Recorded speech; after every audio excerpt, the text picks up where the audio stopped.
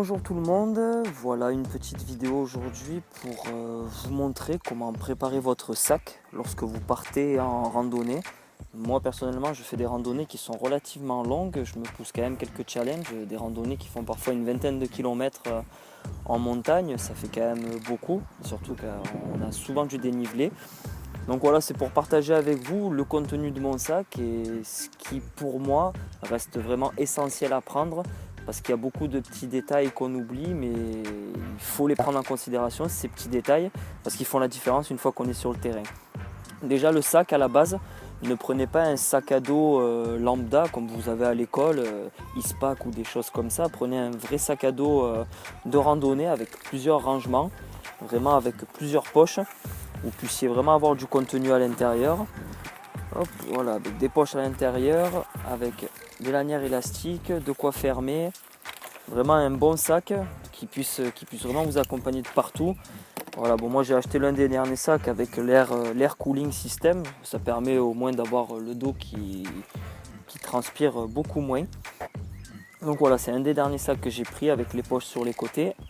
Hop, je me suis permis de rajouter du coup, vu que je fais beaucoup de randonnées, une boussole accrochée sur mon sac, comme ça au moins je l'oublie jamais. Et de l'autre côté, un sifflet.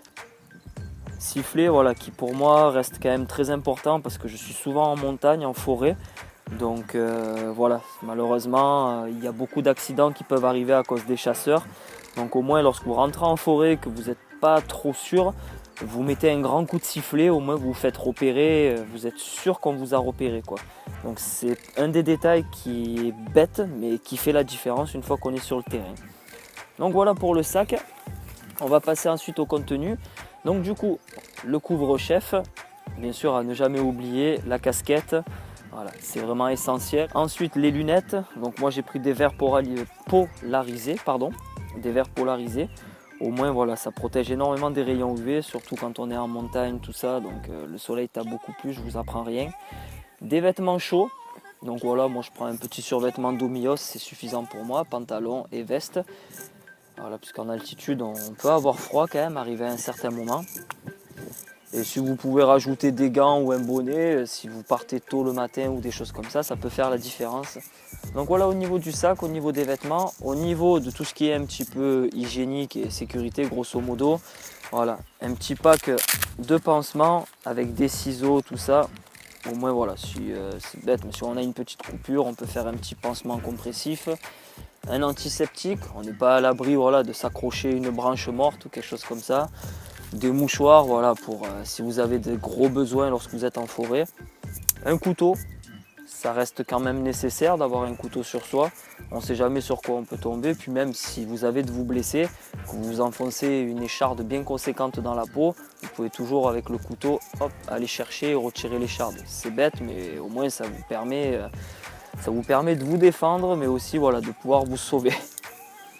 Ensuite, au niveau de tout ce qui est nourriture, donc voilà, là on est vraiment sur le terrain, ça c'est vraiment des a priori avant, ça c'est vraiment sur le terrain, c'est ce que moi je prends personnellement lorsque je suis vraiment sur le terrain. Donc des barres de céréales, voilà, j'en prends quand même en conséquence parce que bon, lorsqu'on fait des randonnées relativement longues, on a besoin de se nourrir. Et surtout éviter de se nourrir jusqu'à satiété parce qu'il y a beaucoup de personnes qui vont manger, qui vont s'arrêter pour faire des vrais repas. Le problème qu'il y a, si vous vous arrêtez et que vous faites un vrai repas, derrière c'est terminé, vous n'allez plus repartir parce que tout le sang va se concentrer au niveau de l'estomac pour permettre la digestion. Donc c'est très compliqué. Puis surtout vous êtes en phase digestive derrière, ça va être très compliqué pour la suite. Donc voilà, moi je prends des barres de céréales pour la route. Je prends aussi une petite boisson isotonique. Voilà. J'aime bien, je ne fais pas de pub pour la marque Powerade, mais je prends des boissons isotoniques. Voilà, ça permet d'équilibrer l'osmolarité par rapport au plasma sanguin. Donc voilà, c'est une très bonne boisson. Je préfère plus prendre ça qu'un coca ou de l'ice tea. C'est des boissons qui sont riches en sucre, énormément riches en sucre. Et le problème qu'il y a, c'est que si vous buvez ça, derrière, vous avez automatiquement soif. Donc vous allez passer votre temps à boire une gorgée de ça, puis boire votre flotte. Et si vous partez pour longtemps, il vaut mieux économiser la flotte. Donc voilà, je prends ça tranquillement. Voilà, je prends une petite gourde de 1,5 litre minimum pour être bien large. Voilà. Si je l'ai acheté à Decathlon, franchement ça fait largement l'affaire. Je prends aussi un petit thermos, soit de thé ou de café, puisque bon, on a quand même besoin d'un petit coup de fouet de temps en temps. Je préfère plus prendre ça que de m'acheter du Red Bull et compagnie. Au moins, voilà, un petit café ou un petit thé, ça réchauffe, c'est toujours agréable à boire. Et voilà, le petit plus après derrière, ça c'est ce que moi je prends lorsque j'ai terminé. Parce qu'au niveau musculaire, ça travaille énormément lorsqu'on est en randonnée. Donc il faut quand même penser à ravitailler ses stocks, grosso modo.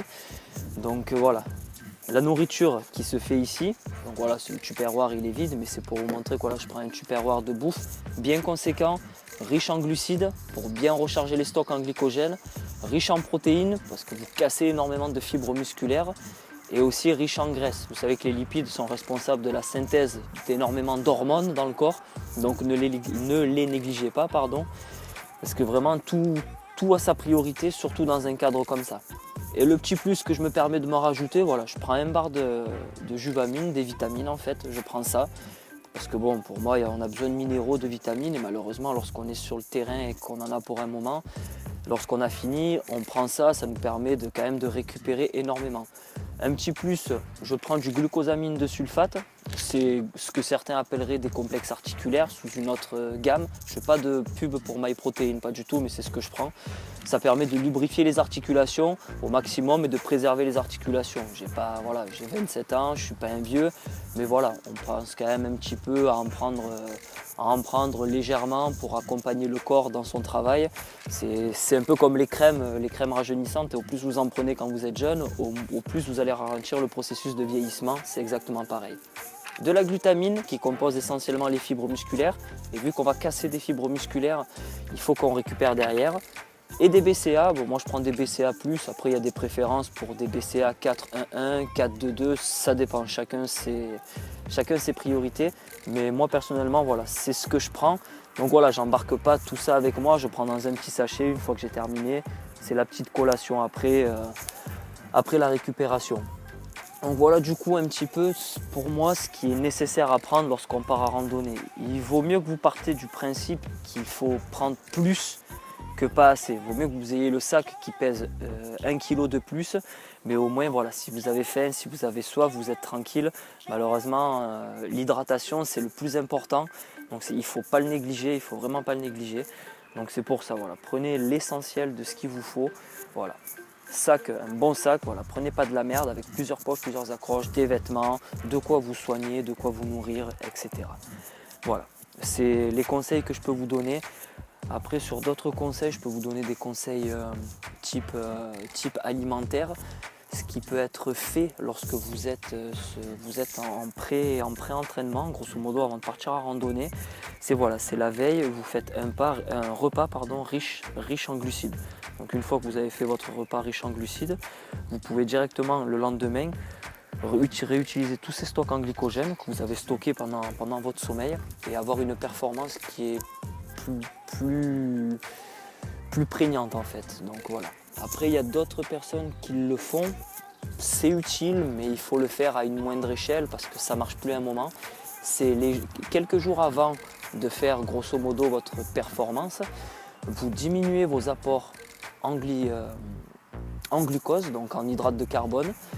Et voilà, vous mangez beaucoup de protéines, vous diminuez légèrement les graisses et la veille, vous faites ce qu'on appelle un pic glucidique, c'est-à-dire que vous mangez vraiment quelque chose qui est riche en glucides. Voilà, vous mangez un bon plat de pâtes avec une glace derrière, voilà, quelque chose comme ça. Votre corps va mieux stocker les glucides sous forme de glycogène et le lendemain, lorsque vous allez être sur le terrain, il va les réutiliser de façon optimum. Donc c'est un conseil que je peux vous donner là-dessus. Sinon, après, il n'y a rien de plus, à part voilà, avoir une bonne volonté. Pensez toujours à votre équipement, c'est lui qui vous servira dans quelconque cas que vous serez.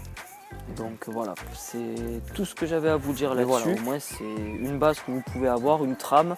Voilà, pour moi personnellement, c'est une trame qui est exhaustive parce que je prends tout ce qui est nécessaire pour moi. Il faut toujours penser avant, pendant, après. Là personnellement, moi, quand j'ai ça, je suis avant. Je pense vraiment quand je vais être sur le terrain.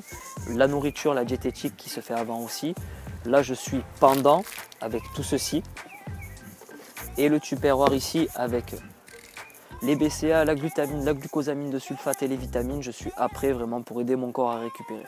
Ayez toujours ce schéma, avant, pendant, après. Et surtout n'oubliez pas l'hydratation, c'est le plus important.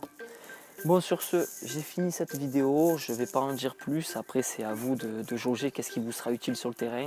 Je vous remercie d'avoir regardé la vidéo, j'espère que je vous ai apporté de précieux conseils. Et voilà, n'hésitez pas à la partager si vous la trouvez intéressante. Et si ça vous intéresse, je ferai d'autres vidéos de ce type qui peuvent vous donner envie d'aller encore plus loin. Allez, à plus!